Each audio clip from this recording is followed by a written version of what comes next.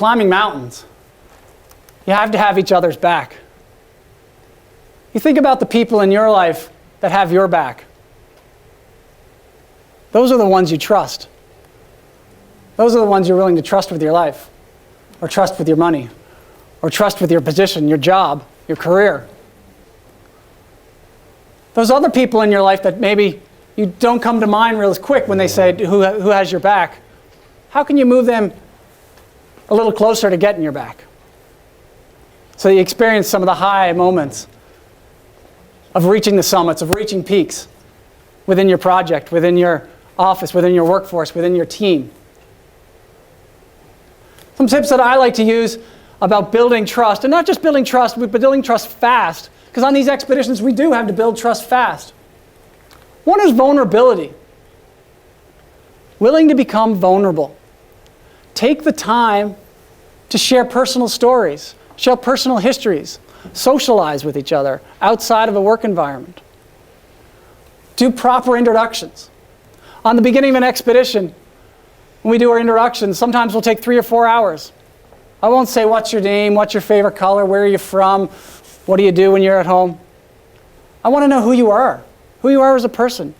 Where did you become from? What's your surroundings like? What's important to you? What are your passions? What are your strengths?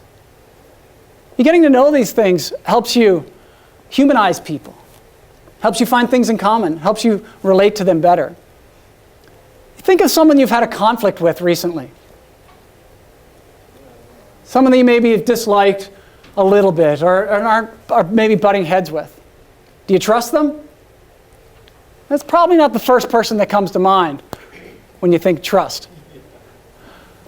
But how can you move that person into your trust circle? Step out. Find things in common with them. Sometimes in groups and teams we have to say what I like to call, you find reasons to like them. Find reasons to like them. Or as we do with our kids, we try to catch them doing something right. Catch them doing something right. I want you guys to discuss for a minute at the table, maybe pair up, and talk about one thing you have in common, one strength you have, and one challenge. Were you guys just vulnerable? Yes. Yeah. You just met me and you were willing to take my instructions already. This is great. We trust you. Thank you. Yeah, it's these questions that build vulnerability. And once you become vulnerable and willing to become vulnerable, you open up your trust circles and you open up your trust window and you let people in. I have a list of questions. It's 100 questions of authenticity. And I really recommend my clients start meetings with one question. Just throw it out there. Totally irrelevant to probably the meeting topic, but it's a question of authenticity. One of the questions I think I looked at today is, what's worse than death to you? It's pretty deep questions, but it's amazing the answers you get when you open that up. If you send me an email or write on the list, I can send you that list as well, but it's these things, it's these conversations that happen. There's some research that came out recently that found out one thing that high-performing teams had in common that was one of a really big surprise to a lot of people was this, not a huge surprise, but was strong social bonds. They were friends. The highest performing teams were friends.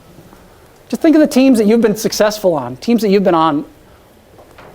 They were friends. You don't become friends by sitting in meetings and talking about what you're doing for the next week and your goals and driven. You become friends by spending social times together, finding out a bit more about them. So you maybe take a note. What are you going to do to increase the trust level with your team? Or perhaps your clients that you work with? How are you going to do that?